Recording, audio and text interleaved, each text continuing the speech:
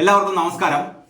ഇന്നലെ പാലക്കാട് നടന്ന വോട്ടെടുപ്പ്, അത് കഴിഞ്ഞിട്ട് നമ്മുടെ ജാർഖണ്ഡിലും മഹാരാഷ്ട്രയിലും അവിടെയും വോട്ടെടുപ്പ് നടന്നു.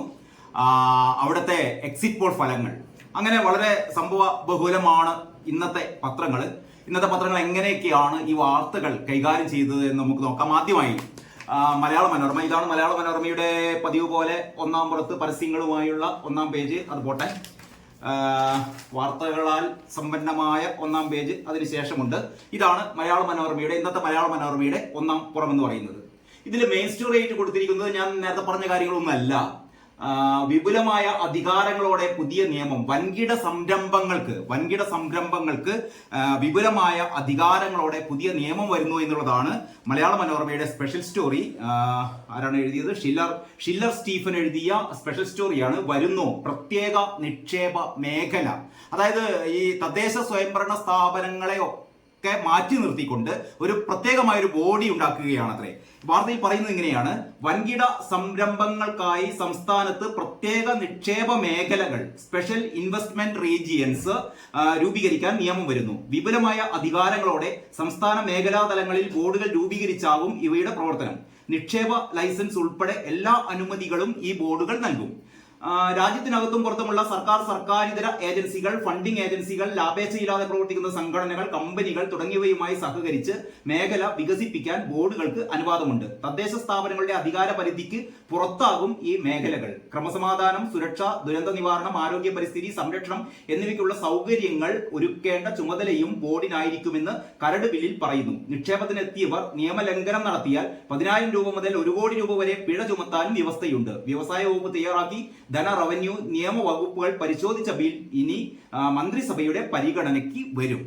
അപ്പോൾ അങ്ങനെ സംരംഭകരെ ആകർഷിക്കുന്ന വളരെ വളരെ വ്യത്യസ്തമായ ഒരു പദ്ധതിക്കാണ് സർക്കാർ മുന്നിട്ടിറങ്ങിയത് എന്നാണ് ഇതിൽ നിന്ന് മനസ്സിലാക്കുന്നത്. സിവിൽ കോടതിക്ക് കേസെടുക്കാനാകില്ല എന്നും പറയുന്നു. പ്രത്യേക നിക്ഷേപ മേഖലകളും സമീപ പ്രദേശങ്ങളും ഭരണഘടനയിലെ 243Q വകുപ്പ് പ്രകാരമുള്ള വ്യവസായ ടൗൺഷിപ്പുകളായിരിക്കും. മേഖലാ ബോർഡിന്റെ നടപടിയെക്കുറിച്ച് സംസ്ഥാന ബോർഡിനോടും അതിനെക്കുറിച്ച് സർക്കാരിനോടും പരാതിപ്പെടാം. സിവിൽ കോടതിക്ക് ഈ നിയമപ്രകാരമുള്ള കാര്യങ്ങളിൽ സ്വമേധയാ കേസെടുക്കാനാകില്ല എന്നൊരു പ്രത്യേകതയും കൂടി ഇതിനുണ്ട്. പിന്നീട് ഇതിലെ മറ്റൊരു ഫോൾഡിന്റെ മേലെയുള്ള വാർത്തകളിൽ മേലെ തന്നെ ഉള്ളത് അർജന്റീന ടീമിനൊപ്പം മെസ്സിയും വരും.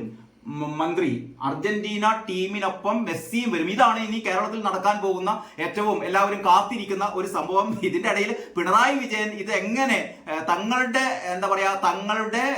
ഭരണത്തിന് മുതൽക്കൂട്ടാകും എന്നുള്ള രീതിയിൽ മൂപ്പരൊരു ഫേസ്ബുക്ക് പോസ്റ്റ് ഒക്കെ ഇട്ടിട്ടുണ്ട്. ഇനിയുള്ള അടുത്ത പ്രചാരണം എങ്ങനെയായിരിക്കും? മെസ്സിയെ കൊണ്ടുവന്ന ഇടതുപക്ഷ മുന്നണിക്ക് വോട്ട് ചെയ്യുക എന്നുള്ളതായിരിക്കും അടുത്ത പിണറായിയുടെ തന്ത്രം എന്ന് തോന്നുന്നു. കാരണം കയ്യിലുണ്ടായിരുന്ന ന്യൂനപക്ഷങ്ങളൊക്കെ പോയി, ഭൂരിപക്ഷങ്ങളെ കിട്ടിയതുമില്ല.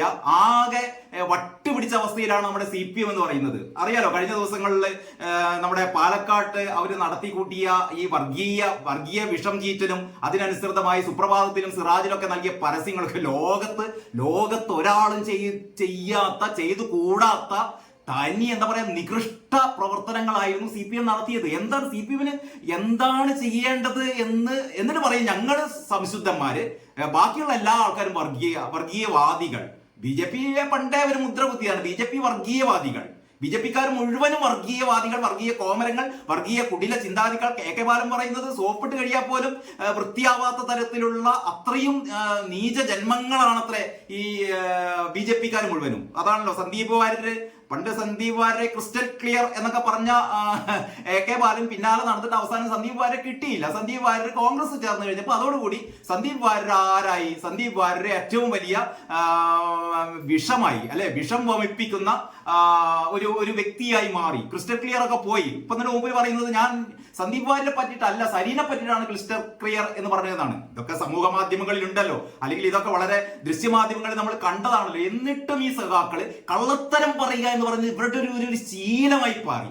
വായ തുറക്കുന്നത് ഭക്ഷണം കഴിക്കാനും കള്ളത്തരം പറയാനും മാത്രമാണ് എന്നുള്ളത് പിണറായി വിജയൻ മുതൽക്ക് ഇങ്ങോട്ടേക്ക് ഗോവിന്ദ മാഷും AK ബാലനും റിയാസും തുടങ്ങി ഈ ബ്രാഞ്ച് സെക്രട്ടറി തലത്തിലുള്ള ആൾക്കാർ വരെ എല്ലാവരും കള്ളം പറയുന്നു. ഇവരുടെയൊക്കെ വിചാരം ഇത് ആർക്കും മനസ്സിലാകില്ല എന്നാണ്. ഞങ്ങൾ കള്ളം പറഞ്ഞാൽ എന്ന് പറഞ്ഞ ബാക്കി എല്ലാ ആൾക്കാരും പൊട്ടന്മാരാണ്, മണ്ടന്മാരാണ് എന്നുള്ള തിരുമണ്ടന്മാരുടെ ഒരു പാർട്ടിയായി, ഒരു കൂടാരമായി CPM മാറിയിരിക്കുകയാണ്. പറഞ്ഞു തുടങ്ങിയാൽ അവസാനം തീരില്ല. അതുകൊണ്ട് ഞാൻ അതിലേക്ക് കടക്കുന്നില്ല. എന്തായാലും ഈ അർജന്റീന ടീമിനൊപ്പം മെസ്സിയും വരും എന്നുള്ള ആ വാർത്ത ഇങ്ങനെയാണ്. തിരുവനന്തപുരം അടുത്ത വർഷം ഒക്ടോബർ നവംബർ മാസങ്ങളിലായി സൂപ്പർ താരം ലയണൽ മെസ്സി ഉൾപ്പെടുന്ന അർജന്റീന ഫുട്ബോൾ ടീമിന്റെ കേരള സന്ദർശനം ഉറപ്പായി എന്ന് കായിക മന്ത്രി വി അബ്ദുറഹിമാൻ അറിയിച്ചു. നമ്മുടെ കായിക മന്ത്രി മഹാനായ മന്ത്രിയാണ് ഇപ്പൊ വി അബ്ദുറഹിമാൻ.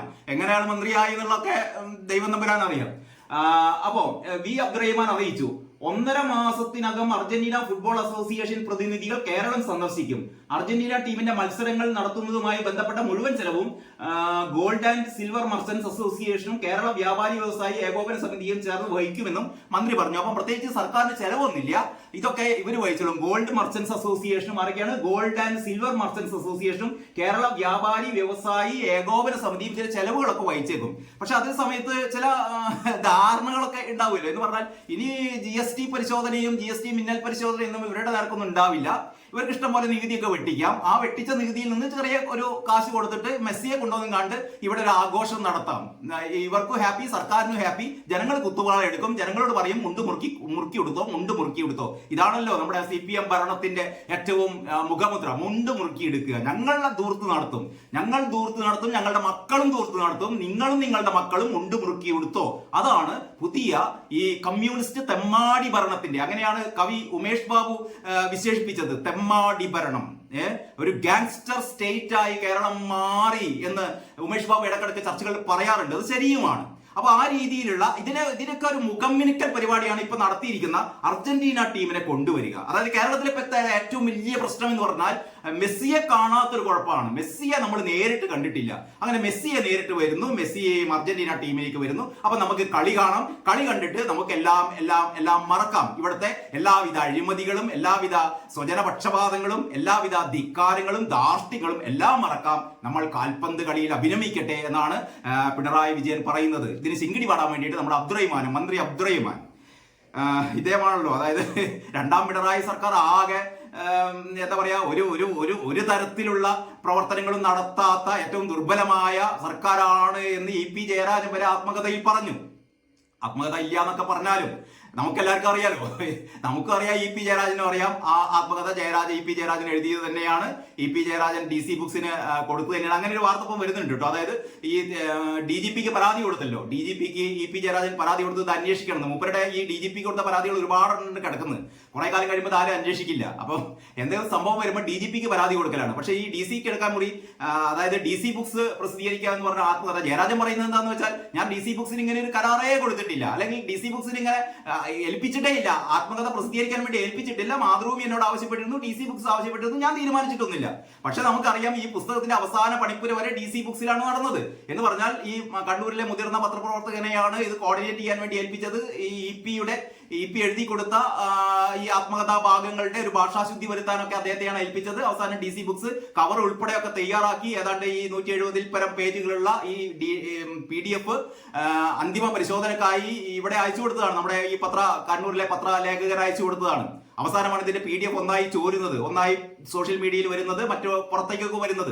എന്തായാലും DC ബുക്സിന്റെ ജീവനക്കാരോ അല്ലെങ്കിൽ DC ബുക്സോ ഒരിക്കലും അറിഞ്ഞുകൊണ്ട് ഇത് പുറത്തു വിടില്ലല്ലോ. കാരണം അവരുടെ ബിസിനസിനെ ബാധിക്കുന്ന പ്രശ്നമാണ്. അപ്പൊ ഇത് തീർച്ചയായും പുറത്തു വിട്ടത് ഇത് എന്താ പറയാ, പരിശോധനകൾക്കായി ഒന്നുകിൽ EP ജയരാജനെയോ അല്ലെങ്കിൽ EP ജയരാജന്റെ കൂടെയുള്ള ഈ പത്രപ്രവർത്തകനെയോ ഏൽപ്പിക്കുകയോ, ഒരുപക്ഷെ അവർ നേരിട്ടോ അല്ലെങ്കിൽ അവരിൽ നിന്ന് മറ്റാരെങ്കിലും EPയുടെ ശത്രു വിഭാഗമോ അതായത് ഔദ്യോഗിക പക്ഷമോ ഇത് പുറത്തു വിട്ടോ എന്ന് പറഞ്ഞാൽ, പച്ച മലയാളത്തിൽ പറഞ്ഞാൽ നമ്മുടെ ഗോവിന്ദ മാഷാണോ പുറത്തു വിട്ടത്, അതല്ല പിണറായി വിജയനാണോ പുറത്തു വിട്ടത്, അതല്ല EP തന്നെയാണോ പുറത്തു വിട്ടത്, ഇത് മൂന്നേ നമുക്ക് അറിയാനുള്ളൂ. അല്ലാതെ DC രവി എന്തായാലും ഇത് പുറത്തു വിടാൻ വേണ്ടി പോകുന്നില്ല. അപ്പൊ അങ്ങനെയൊക്കെയാണ്. അത് പോട്ടെ. അപ്പൊ ഞാൻ പറഞ്ഞുകൊണ്ട് വന്നത്, നമ്മുടെ മലയാള മനോരമയുടെ 1-ാം പേജിൽ അങ്ങനെ മെയിൻ സ്റ്റോറി ഞാൻ പറഞ്ഞു, വരുന്നു പ്രത്യേക നിക്ഷേപ മേഖല, അതിന്റെ ടോപ്പ് ബാറാണ്. അർജന്റീന ടീമിനൊപ്പം മെസ്സിയും വരും മന്ത്രി.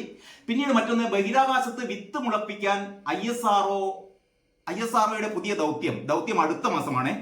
അതിങ്ങനെയാണ്, ബഹിരാകാശത്ത് ഉപഗ്രഹത്തിനുള്ളിൽ പയർവിത്ത് മുളപ്പിക്കാൻ ഒരുങ്ങുകയാണ് ISRO. അടുത്ത മാസം PSLV 60 റോക്കറ്റിൽ വിക്ഷേപിക്കുന്ന സ്പാഡക്സ് എന്ന ഇരട്ട ഉപഗ്രഹങ്ങൾക്കൊപ്പം മറ്റൊരു പേടകത്തിലാകും ഇത് കൊണ്ടുപോവുക. ഡിസംബർ 20-നോ 21-നോ ശ്രീഹരിക്കോട്ടയിൽ നിന്നാകും വിക്ഷേപണം. സ്പാഡക്സ് ദൗത്യത്തിന് ശേഷം ബാക്കിയാവുന്ന റോക്കറ്റിന്റെ 4ാം ഘട്ടത്തെ താൽക്കാലിക ചെറു ഉപഗ്രഹമായി നിലനിർത്തും. ഇതിനുള്ളിൽ 25 പഠനോപകരണങ്ങൾ ഉണ്ടാകും. ഇതോടൊപ്പം ഭൂമിയിലെ അന്തരീക്ഷം ഒരുക്കിയ ചെറിയ ക്യാബിനിലാകും പയർവിത്ത് സൂക്ഷിക്കുക. ആവശ്യമായ അളവിൽ കാർബൺ ഡൈ ഓക്സൈഡും ഇതിലുണ്ടാകും. നിരീക്ഷിക്കാൻ ക്യാമറയും സ്ഥാപിക്കും. നിശ്ചിത സമയത്തിനുള്ളിൽ പയർവിത്ത് മുള പൊട്ടിയാൽ ISROയുടെ ചരിത്രത്തിൽ പുതിയ വിജയഗാഥ പിറക്കും. ദിവസങ്ങൾക്കുള്ളിൽ കാർബൺ ഡൈ ഓക്സൈഡ് തീരുന്നതോടെ മുളയും നശിക്കും. ബഹിരാകാശ മാലിന്യങ്ങൾ പിടികൂടാനുള്ള ശേഷി പരീക്ഷിക്കാൻ ഒരു റോബോട്ടിക് കൈയും ദൗത്യത്തിലുണ്ടാകും. ചെറു ഉപഗ്രഹത്തെ പുറത്തേക്ക് വിട്ട ശേഷം റോബോട്ടിക് കൈ കൊണ്ട് പിടിച്ചെടുക്കാൻ കഴിയുമോ എന്നാകും പരീക്ഷണം. ഏതായാലും ISROയുടെ പുതിയ പരീക്ഷണങ്ങളാണ് ഒരുങ്ങുന്നത്. ഇനി